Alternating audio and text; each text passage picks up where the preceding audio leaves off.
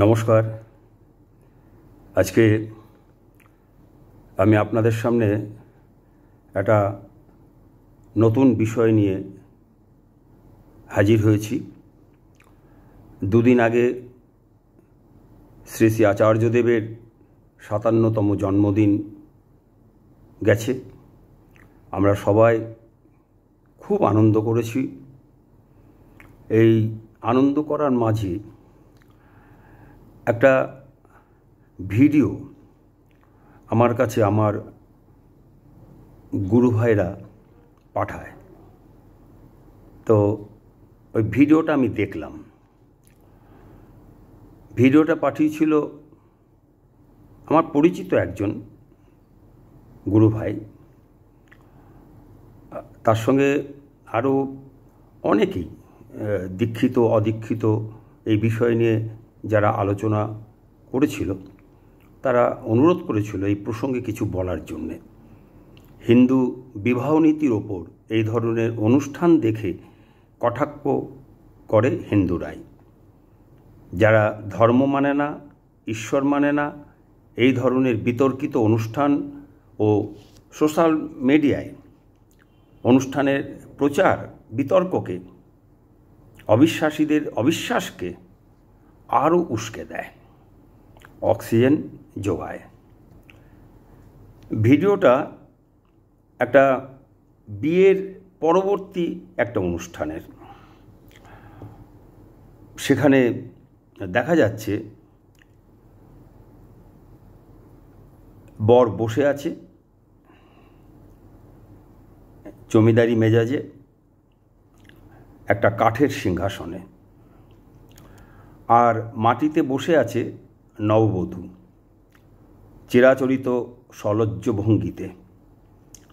তারপর নববধূ হাতে তেল নিয়ে সেই তেল মাখিয়ে দিচ্ছে বরের পূজনীয় পায়ের পাতায় ঘষে ঘষে। তারপর একজন নারী একটা জল ভর্তি পাত্র নিয়ে এলো। বর পায়ের পাতা দুটো সেই জল ভর্তি পাত্রে রাখল। নববধূ পাত্রের সেই জল দিয়ে বরের পা ভালো করে ধুয়ে দিল। তারপরে মাথার লম্বা চুল খুলে সেই চুল দিয়ে ভালো করে ঘষে ঘষে পায়ের জল মুছে দিল। আর তারপরেই দুহাত জোড়া করে অপরূপ ভঙ্গিতে নাড়িয়ে নাড়িয়ে বাতাস করতে লাগলো সেই পায়ের ওপর, পা শুকিয়ে যাওয়ার জন্য। এই সময় দেখলাম বেশ হেসে হেসে কী যেন নির্দেশ দিচ্ছে নববধূকে বর, আর বেশ মজা নিচ্ছে, উপভোগ করছে অনুষ্ঠান। পা শুকিয়ে গেলে সেই দুই পায়ের পাতার উপর ফুল সাজিয়ে দিল ও মাথা নিচু করে প্রণাম করল। তারপরে বরকে চন্দন দিয়ে সাজিয়ে দিল। এই পর্যন্ত ভিডিওটা। এটা নিয়ে অনেক তর্ক বিতর্ক হলো, শুনতে হলো এর বিরুদ্ধে অবস্থানকারী নারী পুরুষ উভয়ের প্রাচীন ব্যবস্থা, প্রাচীন রীতিনীতি নিয়ে কটু কথা। নারীবাদীরা ক্ষুব্ধ, বিরক্ত এই ভিডিওর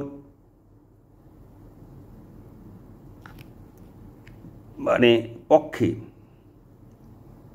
এবং বিপক্ষে যে কথাই হোক না কেন, যত যুক্তি দেখানো হোক না কেন, সেখানে তারা কিছুতেই সন্তুষ্ট নয়। এই ভিডিওর মেরিটস, ডিমেরিটস, অ্যাডভান্টেজ, ডিসঅ্যাডভান্টেজ নিয়ে এবং পক্ষে বিপক্ষে আলোচনা সমালোচনার উপর যুক্তিপূর্ণ আলোচনা করার অনুরোধ এসেছিল আমার কাছে, যাতে সকলেরই জ্ঞানের অন্ধকার, মনের কুসংস্কার দূর হয়ে মানসিকভাবে নারী পুরুষ উভয়েই যারা বিবাহিত জীবনে প্রবেশ করছে যারা বিবাহ পরবর্তী স্বামী স্ত্রীতে পরিণত হচ্ছে, তারা সবাই যেন মানসিকভাবে সমৃদ্ধ হয়ে ওঠে। তাই এই ভিডিওতে আজ আমার আশা, আমি আজ গুরু ভাইদের যে অনুরোধ, যে জানার ইচ্ছা, আগ্রহ, এই সব কিছুকে সম্মান দিয়ে আমি আমার বোধবুদ্ধির ওপর দাঁড়িয়ে যে উপলব্ধি হয়েছে তা তুলে ধরব আপনাদের সামনে। গ্রহণ বর্জন আপনাদের ব্যক্তিগত ব্যাপার। আপনারা আপনাদের সুচিন্তিত গঠনমূলক মতামত দিয়ে আমাকে সাহায্য করবেন। আগামী বিবাহিত পুরুষদের জন্য সতর্কবার্তাও বলতে পারেন এই ভিডিও। এছাড়া শ্রী ঠাকুর অনুকূলচন্দ্রের মায়ের বলা, যা শ্রী ঠাকুর বিতর্কিত কোনো বিষয় নিয়ে আলোচনার সময় বিপক্ষের প্রশ্নের উত্তরে বারবার বলতেন, যেখানেই দেখিবে ছাই উড়াইয়া দেখো তাই, পাইলেও পাইতে পারো অমূল্য রতন। তাই আসুন দেখা যাক এখানে এই ভিডিও নিয়ে, ভিডিওর বিষয়বস্তু নিয়ে, বিবাহ নীতি নিয়ে আলোচনার মধ্যে দিয়ে কোনো অমূল্য রত্ন পাওয়া যায় কি না। আসুন শুরু করা যাক। প্রথম কথা হচ্ছে, এই যে ভিডিও, এই ভিডিওর ছবি সত্যি বিয়ের অনুষ্ঠানের ছবি, নাকি সিনেমা বা সিরিয়ালে অভিনয়ের জন্য ফটোশ্যুট জানি না। তবে দেখা যাচ্ছে ঘরভর্তি ছোট বড় বাচ্চা ছেলে মেয়ে সাথে বড়দের ভিড়ে এই অনুষ্ঠান হচ্ছে, আর সবাই মোবাইলে অনুষ্ঠানে মুহূর্ত ধরে রাখছে, আর তা ছেড়ে দেওয়া হয়েছে সোশ্যাল মিডিয়ায়। নিশ্চয়ই আপনাদের চোখে পড়েছে, অনেকের চোখে পড়েছে। আমার নিজের প্রোফাইলেও আমি এই ভিডিও আমাকে যারা পাঠিয়েছিল আমি সেটা শেয়ার করেছি। শেয়ার করে আমি সেখানে আমার বক্তব্য রেখেছি, সংক্ষিপ্ত বক্তব্য রেখেছি। আপনারা সেখানে সেই ভিডিওটা দেখে নিতে পারেন। তো সেই ভিডিও ফেসবুকে বেশ ভাইরাল হয়েছে।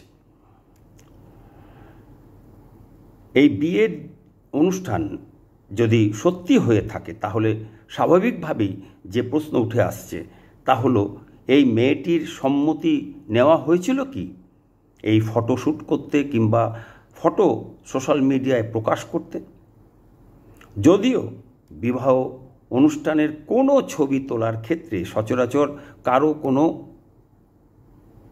আপত্তি থাকে না, নিষেধাজ্ঞা থাকে না, কোনো পারমিশন নেওয়ার প্রয়োজনও পড়ে না।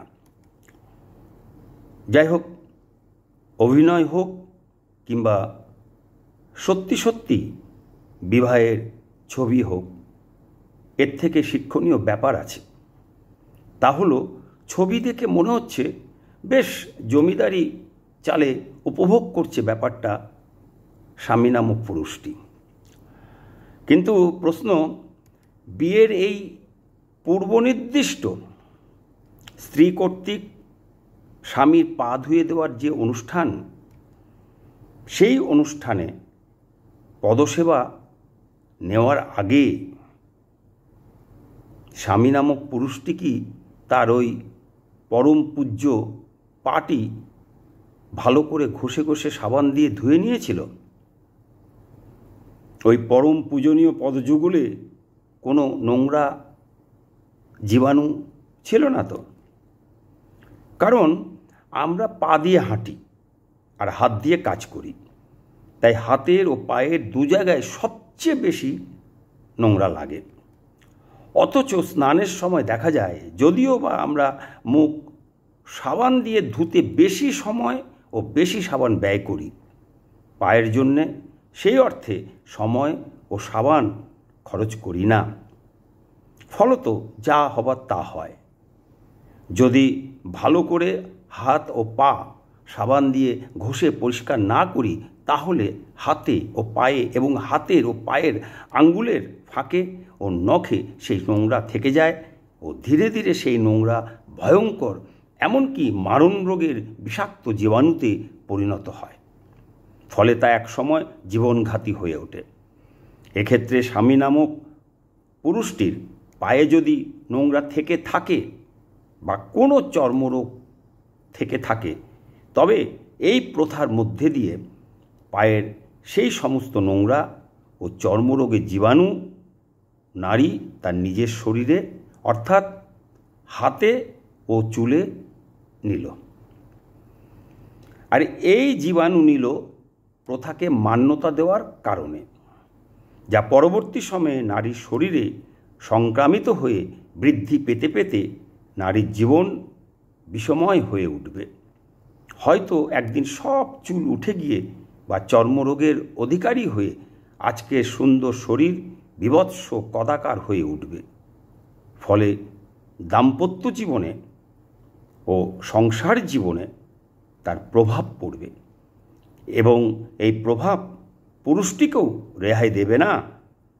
সবচেয়ে বড় মর্মান্তিক সত্য এই যে নারীটি তার জীবনে সুখ শান্তি হারিয়ে ধীরে ধীরে এক বিষময় দুরারোগ্য শারীরিক ও মানসিক ব্যাধির এবং নারকীয় জীবনের অধিকারী হয়ে উঠল বিজ্ঞানকে অস্বীকার করে ও হাইজেনিক গ্রাউন্ডকে অর্থাৎ পরিষ্কার পরিচ্ছন্নতা স্বাস্থ্য উভয়কেই অগ্রাহ্য করে প্রথা বা রীতিনীতি যা সুদীর্ঘ কাল থেকে চলে আসছে, অর্থাৎ যে কোনো ধরনের ধর্মীয় আচার অনুষ্ঠান নিয়ম কানুন বিধি নিষেধ বিশ্বাস অথবা কর্মকাণ্ড যা অধিকাংশ সাধারণ জনগণ বা সমাজ কর্তৃক উৎপত্তিকাল থেকে যুগ যুগ ধরে বিনা দ্বিধায় পালন করা সহ মেনে চলে আসছে, সেই সমস্ত প্রথাকে বা রীতিনীতিকে পালন করার খেসারত দিতে হলো প্রথমত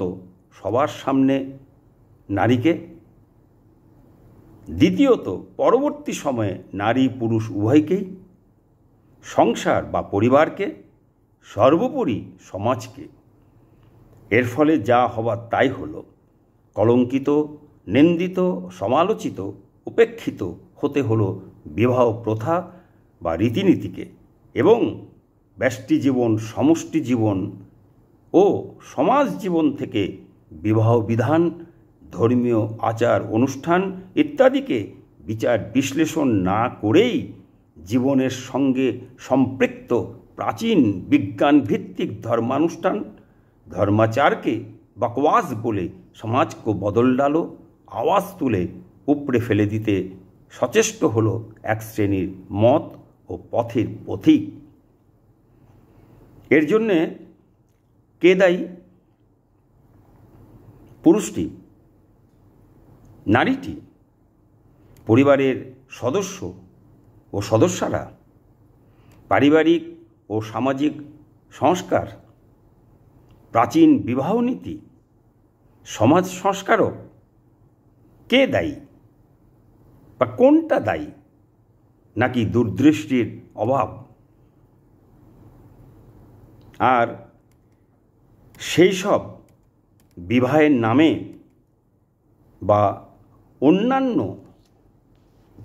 যে কোনো অনুষ্ঠান ধর্মানুষ্ঠান দৃশ্য পুরুষের তুলনায় নারীরাই তাড়িয়ে উপভোগ করে বেশি। এই ভিডিওতেও তাই দেখা গেছে। প্রায় সব ক্ষেত্রেই যে কোনো অনুষ্ঠানের আয়োজনে থাকে কিন্তু পুরুষ। ছোট ছোট ছেলে মেয়েরা, বিশেষ করে মেয়েরা সেই সব দৃশ্য দেখছে এবং মায়ের সংস্পর্শে সেই সব সংস্কার বা কুসংস্কার যাই হোক না কেন ভালো মন্দ না বুঝেই শিখছে। আর দুর্বল বা তথাকথিত সবল বলের যে মানুষ, সবল বলের যে মনের অধিকারী হয়ে উঠছে এবং শরীরে ও মনে কিম্ভূত কিমাকার চরিত্রের এক আজব জীবে পরিণত হচ্ছে। কেননা পরিবারের বা সংসারের পুরোটায় আমরা সবাই জানি নারীদের কর্তৃত্বে থাকে, আর নারী আচার সবটাই অদ্ভুত অদ্ভুত। যদিও এই সমস্ত আচার অনুষ্ঠানের ভিতরে অনেক ক্ষেত্রেই হয়তোবা অন্তর্নিহিত অর্থ থাকে বিজ্ঞানভিত্তিক ব্যাখ্যা, আর বাকিটাই থাকে নিছক মজার আদলে আদিম মানসিকতা। যে মজা বা আরাম একসময় সবার অগোচরে ব্যক্তিজীবনে হারাম হয়ে ওঠে। এই যে এর মধ্যে যে বিজ্ঞানভিত্তিক যে ব্যাখ্যা থাকে বা অন্তর্নিহিত যে অর্থ থাকে, এগুলো হয়তো তারা জানেই না, নারীরা জানেই না। আসলে এই ধরনের সব অনুষ্ঠানের ক্ষেত্রেই নারী পুরুষ উভয়ের দিক দিয়েই বিজ্ঞানগতভাবেই হাইজেনিক গ্রাউন্ডেই কথাগুলি ভেবে দেখা উচিত। প্রাচীন সভ্য যুগে বা আর্য সমাজ ব্যবস্থায় যা কঠোরভাবে মানা হতো, যা এখন বর্তমানের উপরেই ঝাঁ চকচকে ঘোর নোংরা যুগে পালন করা, আর দুরারোগ্য ব্যাধি বা মৃত্যুকে অজ্ঞানতার মোড়কে আমন্ত্রণ করা একই ব্যাপার, জেগে ঘুমানোর মতন। এই যে সর্বসমক্ষে যে পা ধুয়ে দেওয়ার যে দৃশ্য,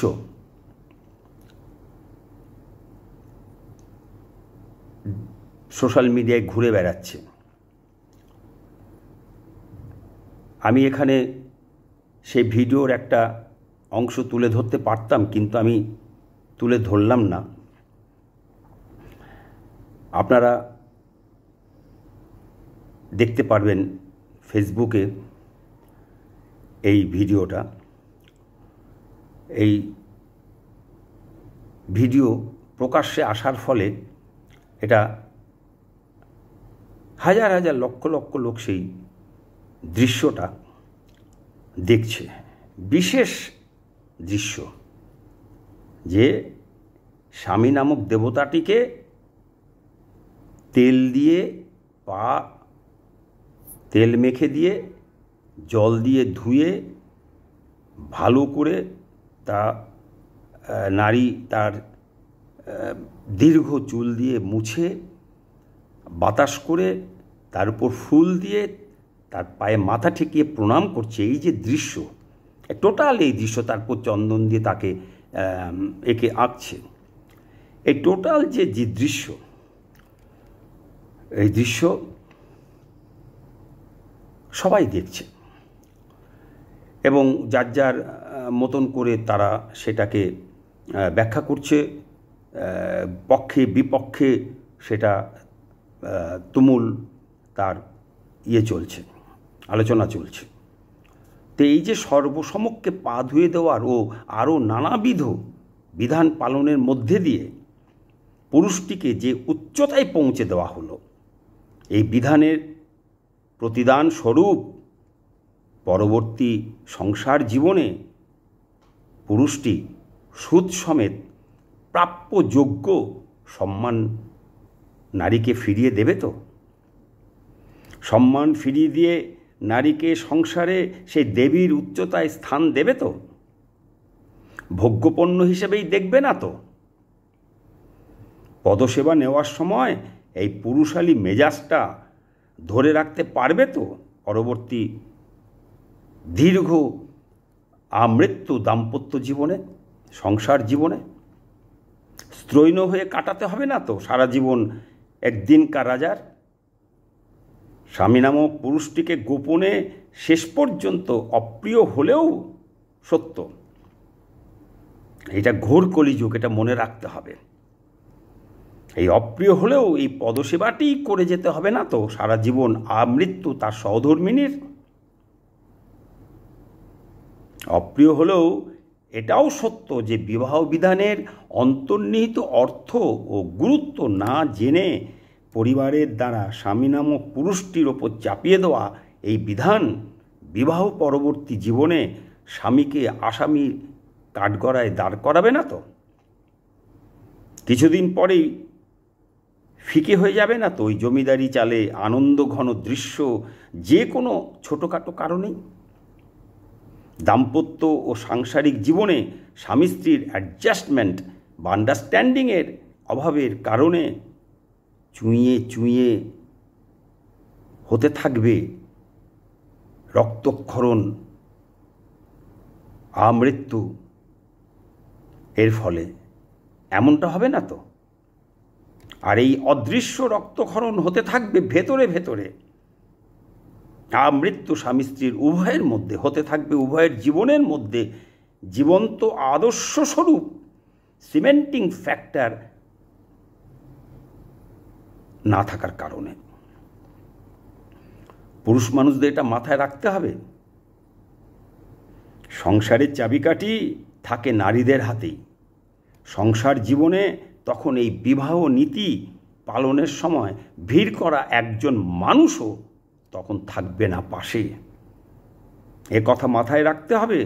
অনুষ্ঠান পালনের সময় পারিবারিক ভিড়ে এই প্রথা মুখ বুজে মেনে নেওয়ার কারণে স্বাভিমানী নারীর, আত্মমর্যাদা সম্পন্ন নারীর নিজের মূল্য বা যোগ্যতার প্রতি আঘাত লাগার কারণে সারা জীবন নারীর দিক থেকে আমৃত্যু কারণে অকারণে তুচ্ছ ঘটনার সময়েও সুযোগের সদ্ব্যবহার স্বরূপ প্রতিদানে খোঁটা হয়ে ফিরে আসবে না তো পুরুষটির জীবনে? নারী মহলের আভ্যন্তরীণ কূটনীতি সংস্কৃতি সব যুগেই সমান, হয়তো বা কম বা বেশি। এই কথাটি পরিবারের বাবা মা বা আর কেউ মনে রাখুক আর না রাখুক, গ্রাম্য বা শহুরে, শিক্ষিত বা অশিক্ষিত, লেখাপড়া জানা বা না জানা, গরিব বড়লোক, স্বামী নামক পদার্থ বা অপদার্থ পুরুষটি যেন মনে রাখে আজকের এটা ঘোর কলিযুগ। এই ঘোর কলিযুগের আদর্শবিহীন জীবনে, কারণ এখন কারোর জীবনে আদর্শ নেই, নারী পুরুষ উভয়ের কারোর জীবনে আদর্শ নেই, ব্যতিক্রম ব্যতিক্রম। আর সেই আদর্শ নরবরের আদর্শ। তো আদর্শবিহীন জীবনে তার নিজের ভবিষ্যৎ মান সম্মান রক্ষার কারণেই পুরুষটি যেন মনে রাখে কথাগুলি। স্বামী স্ত্রী ছাড়া পারিবারিক প্রতিদিনের জীবনে সেদিন বিবাহের দিন, সেদিন কিন্তু বিবাহের সময়ে নানা রকম নিয়ম পালনের আপাত বা সত্যি সত্যিই উদ্ভট আনন্দের মুহূর্তগুলি ও মুহূর্তগুলির সময়ে ভিড় করা মানুষগুলি কোনোটাই বা কেউই থাকবে না। আর স্বাভিমানী নারী বা শিক্ষিতা নারী কিংবা অহংকারী নারীর মানসিকতা, শিক্ষা, সংস্কৃতি ধীরে ধীরে সমাজ জীবনে, সাংসারিক জীবনে সহজ সরল সাদাসিধে অন্যান্য নারীর জীবনেও ভয়ঙ্কর প্রভাব ফেলবে। ফলে সেই সহজ সরল সাধারণ নারীর জীবনে তা আরও ভয়ঙ্কর হয়ে ওঠে বা উঠবে, কাকের পিছনে ময়ূরপুচ্ছের মতো হয়ে ওঠে। কখনোই বা কোনো দিনই মূল জায়গায় হাত পড়েনি বা পড়ে না। তাই এই ধরনের অনুষ্ঠান পালনের ক্ষেত্রে স্থান, কাল ও পাত্রভেদে পালন করা উচিত, নতুবা নয়। যেমন এই সব যে সাংসারিক যে বিধান রীতিনীতি তা সত্যযুগে পালনের বৈজ্ঞানিক ব্যাখ্যা থাকলেও বর্তমানে হয় নারী পুরুষ উভয়েই ওইসব রীতিনীতি সম্পর্কে ওয়াকিবল হোক, উপযুক্ত হয়ে উঠুক নিজ নিজ জীবনে। কম্প্যাটেবল ম্যারিজ অর্থাৎ সামঞ্জস্যপূর্ণ বিবাহ হোক, নতুবা তথাকথিত নিয়ম নীতি সংস্কার পালন বন্ধ হোক, উভয়ের ভবিষ্যৎ মঙ্গলের কারণে। কারণ কুত্তার পেটে ঘি সহ্য হয় না। পালন না করার ফলে যে ক্ষতি এই সংস্কার, নিয়মনীতি, রীতিনীতি, যে বিবাহ বিধান ইত্যাদি পালন না করার ফলে যে ক্ষয়ক্ষতি, তার চেয়ে লক্ষ কোটি গুণ ক্ষয়ক্ষতি অনুপযুক্ত ক্ষেত্রে পালন করার ফলে হয়ে থাকে। এটা তো গেল একদিক।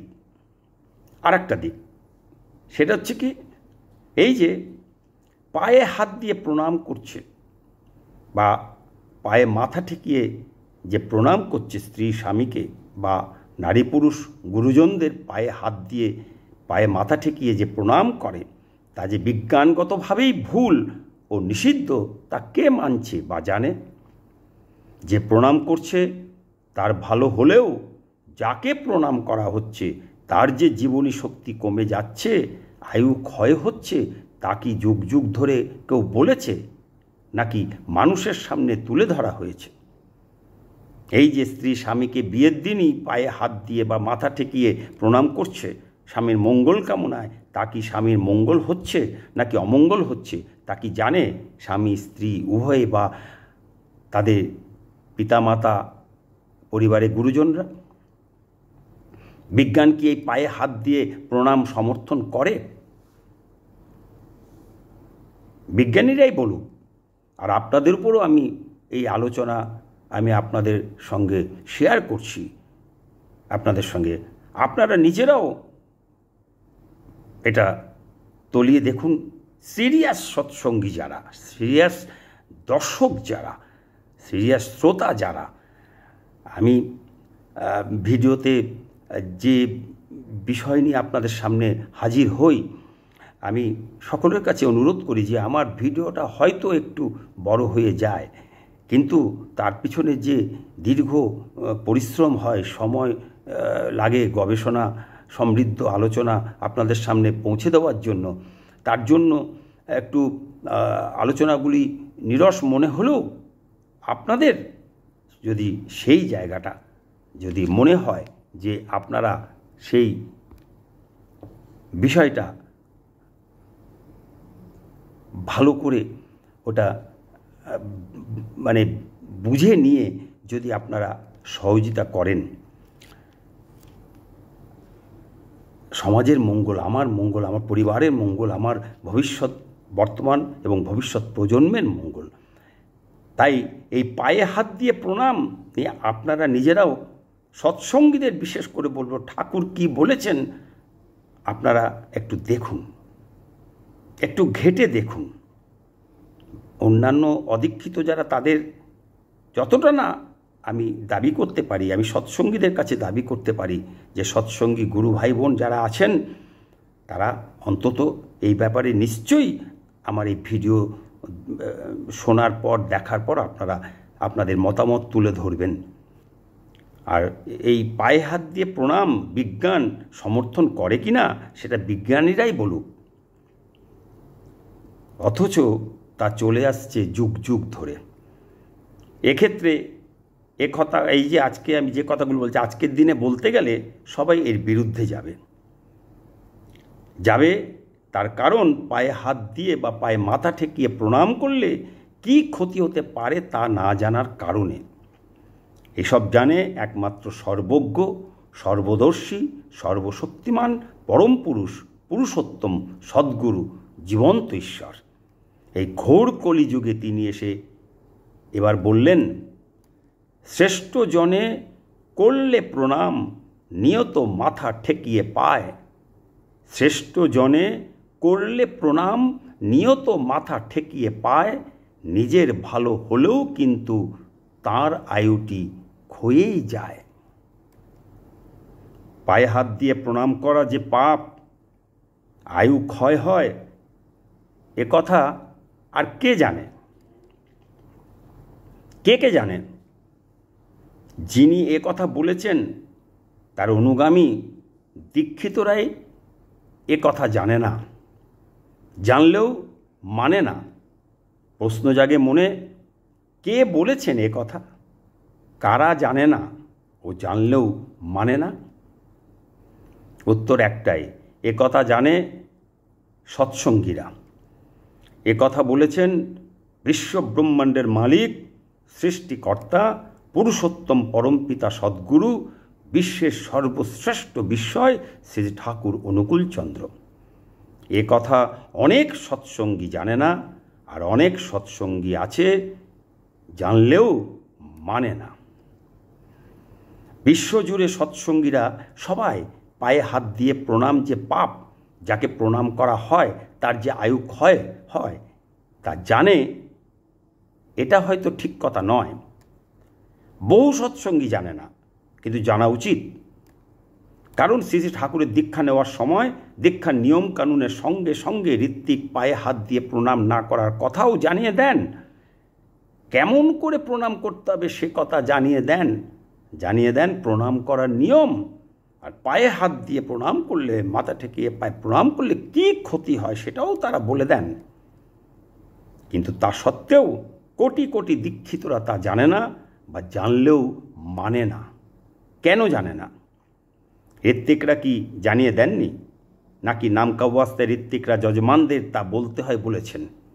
ঠাকুরের বলা আছে পায়ে হাত দিয়ে প্রণাম করা নিষেধ সৎসঙ্গীদের এবং অশুভ। এই নিষেধ, অশুভ, ক্ষয়ক্ষতির দিকটা সিরিয়াসলি গুরুত্ব দিয়ে তুলে ধরেন ঋত্বিকরা দীক্ষা গ্রহণকারীদের। তুলে ধরেন কি? আর সৎসঙ্গীরা জেনেও কেন মানে না? কারণ তারা দীক্ষা নিয়েছিল, তার কারণ একটা গুরু ধরতে হয় জীবনে, তাই দীক্ষা নিয়েছিল। আর গুরু ধরতে হয় 3 কাল গিয়ে 4 কালে গিয়ে যখন বয়স থাকে, বৈতরণী পার হতে হবে, তখন একটা বুড়ো বয়সে এসে সেই যৌবনে দাপিয়ে বেড়ানো নারী পুরুষ বার্ধক্যে এসে যখন দাঁড়ায়, তখন তারা ওই গুরু টুরু ধরে। ছোটবেলা থেকে ওসব ধর্ম পালন টালনের ও গুরু গ্রহণ ট্রহণের সময় বা বয়স নয়। বুড়ো বয়সে গিয়ে যখন মরার সময়, যখন সমাজকে কিছু ফিরিয়ে দেওয়ার আর বয়স বা শক্তি থাকে না, তখন নিশ্চিন্তে বৈতরণী পার হওয়ার জন্য, স্বর্গে যাওয়ার জন্যে, যৌবনের কৃত পাপকর্মে স্খলন করার জন্য, পাপ থেকে মুক্ত হওয়ার জন্য, তখন গুরু ধরার, ধর্ম করার ও ঈশ্বর আরাধনার দরকার হয়। তাই নিয়মকানুন অতটা মানার বা পালন করার দরকার বোধ করে না। দরকার বোধ করলেও অভ্যাসের অভাবে তা করা হয়ে ওঠে না। ভাবে গুরু যখন ধরে ফেলেছি, তো তার পিছন পিছন আমি পার হয়ে যাব, মুক্তি আমার হয়ে যাবে। আর পায়ে হাত দিয়ে প্রণাম করাটা যুগ যুগ ধরে বিনা দ্বিধায় পালন করে এসেছে সবাই। ছোটবেলা থেকে শিখে এসেছে বোদ্ধা, মা বাবা, দাদা দিদা, গুরুজনদের কাছ থেকে ছোটরা। তাই সেটাকেই মঙ্গলযোগ্য বলে জেনে এসেছে। আর দীক্ষার সময় যা জেনেছে তা পালন করা হয়ে ওঠেনি, কারণ ঠাকুরের দীক্ষা নিলেও ঠাকুরের নিয়ম নীতি পালন করাকে গুরুত্বপূর্ণ বলে মনে করেনি। ভালো করে উল্টে পাল্টে দেখেইনি নিয়ম।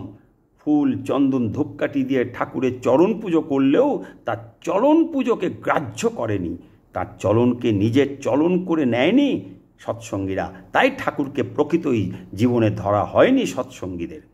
এর জন্যে কম বেশি সব সৎসঙ্গীই দায়ী।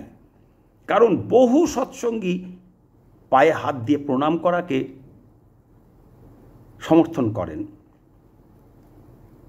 তারা বাধা দেন না, তারা কিছু বলেন না। দেখলেও মূলত এর জন্য দায়ী ঋত্বিকেরা।